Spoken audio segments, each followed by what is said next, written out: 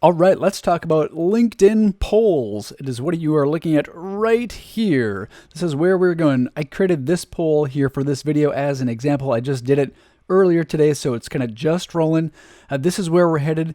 Really quick about polls. This was a feature that LinkedIn had a long time ago. It's been ghosted for a very long time, and it was recently brought out here. I'm recording this middle of 2020. All right, so this is what a poll looks like right now. There's some cool things that you can do here. I do want to stress, very importantly, right at the beginning of this video, that the value of a poll is not in just having a feature. Don't get caught up in shiny object syndrome. The value of a poll is the information that you get. The value of the poll is what you do with that information, and the value is how you bring people into your ecosystem who engage with the poll. So if the polling feature goes away again, you know what? Hopefully you have used it in a way that brings people into your network, into your ecosystem, so that the value is long lasting beyond just having feature. All right, I'll get off my soapbox. So this is what a poll looks like. How do you create a poll? It's a little bit kind of tough to find if you don't know where you're looking. Go to start a post right here, create a poll. It's going to work just like a normal post. So if you're going to add a video, upload a picture, it's basically doing the same thing, but the poll is kind of wrapped up in the post like that. So let's just go like this, create a poll. And you've got a couple options here to begin with. You have to ask your question. You can see that's a required field. Required are 2 answers. You can add options and then set a poll duration. Quick note, they do not allow requests for political opinions, medical information, or other sensitive data. However, I think it'd be really cool.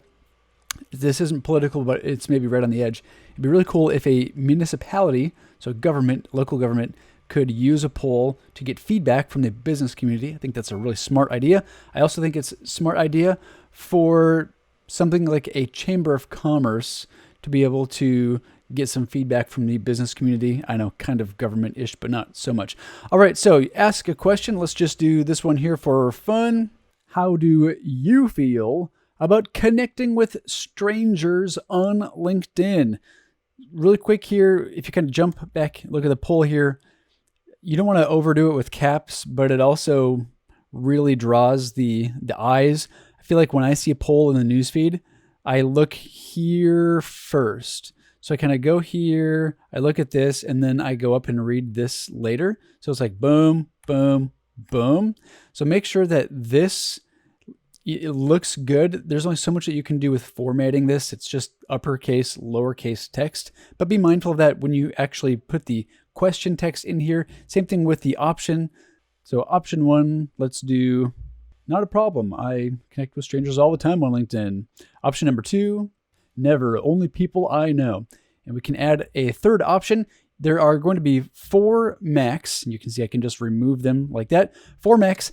And one kind of trick here is you might want to give people an option to say something like a write-in. You know, instead of just choosing something that you've predefined, what if there's something that you missed? Or what if, this is even better, what if you can get people to comment and engage with your poll even more so that the algorithm picks it up a little bit more and gives it a little bit more juice in the newsfeed? So what you can do then is add a third or fourth option saying something like other, and then tell people how they're going to communicate what that other is. So it might be other, and you might say comment below.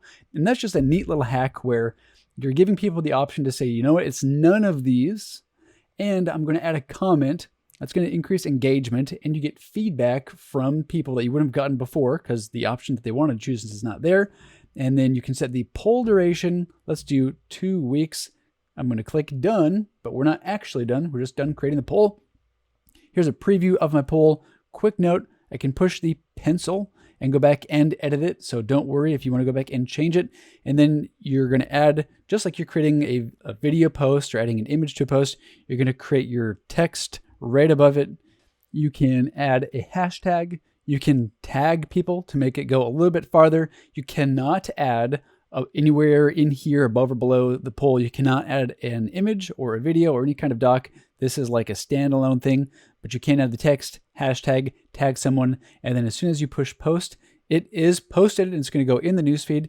And when people engage with the poll, you're going to get a notification that says, your poll received 49 votes. Pretty cool for a poll that's just a couple hours old. And you can click view poll and let's see what we've got going on here. All right, 50 votes so far. And then I can kind of scroll through and you can see this looks just like a post. It's got its own, oh, look at all these people. So this is kind of just for fun. This is brand new. Other, drop a comment and you can see this person, this person, this person. This is all great feedback that I'm getting, and it's an other thing. So this is actually making this poll go a little bit farther because of the engagement, and I'm getting extra data, plus I'm getting the data that I actually want. So boom, boom, boom. Anyways, there's just kind of fun workarounds there. One other thing here is you don't just have to rely on the news feed for people to have access to the poll. So you can actually jump into your inbox and share the post link. You see what I've done right here. That is the post link right there. And it brings in the thumbnail, just like whenever you add a link to the inbox, it's going to pull in the thumbnail. But the cool thing is the thumbnail is the whole thing here. So I think that is really cool. It makes the engagement really super easy, goes farther, and then you don't have to rely on people fighting for that real estate on their screens. So that's one other place that you can make the poll go a little bit farther, easier. You can also do something like on your LinkedIn event or in your LinkedIn group, you can share the poll link, and then, or you can create a poll within there, and then you can go ahead and notify the group, that kind of thing, that the poll is there. So just another way to make it go a little bit farther, a little bit faster. That is how you create a LinkedIn poll. Let's talk really briefly about using a poll for sales and marketing. So there are a few strategies here, and what's best for you, honestly, it's going to change over time. It's going to change depending on who you are, what you sell, who your target audience is. But there are a couple roads you could go down here. Road number one is you could straight up poll your target audience and get valuable feedback from them, so that you can do things like maybe change your go-to-market, maybe ideas for content creation, anything where user feedback is from your target audience. That's really valuable. It's usually going to be for content marketing and for business development product decisions. Another thing that you could do though is you could actually take a poll for, and this is more if you are doing sales and marketing. So you could do a poll, not in your target audience, but for the target audience of your clients, of your target audience. So if I want to sell to photographers, maybe I would do a big poll, and I would poll someone into a poll that photographers they would love to know that information. And then I could go to photographers and say, hey, I just did this poll about photography. Check out these crazy results. Is that what you would expect? And then it's a really good conversation starter. You can share the poll results with them, and it's a little bit less threatening, less hostile, if I can say that in a sales context, because you're not directly polling the photographer and they're thinking they're going to get a sales pitch. It's more like, wow, this is really good information. You're using LinkedIn, X, Y, and Z. So you can do a poll for another industry and then use that as a sales conversation. That is another really good idea. You could use polls for things like competitions, right? Whoever gets the most votes wins, maybe $100 gift card. All kinds of fun things that you can do with polls. So go ahead, go out there, make a poll. Unless you're doing something weird and crazy, you're not going to hurt anything. So give it a try. And then get creative and see how you can use a poll for your own sales and marketing.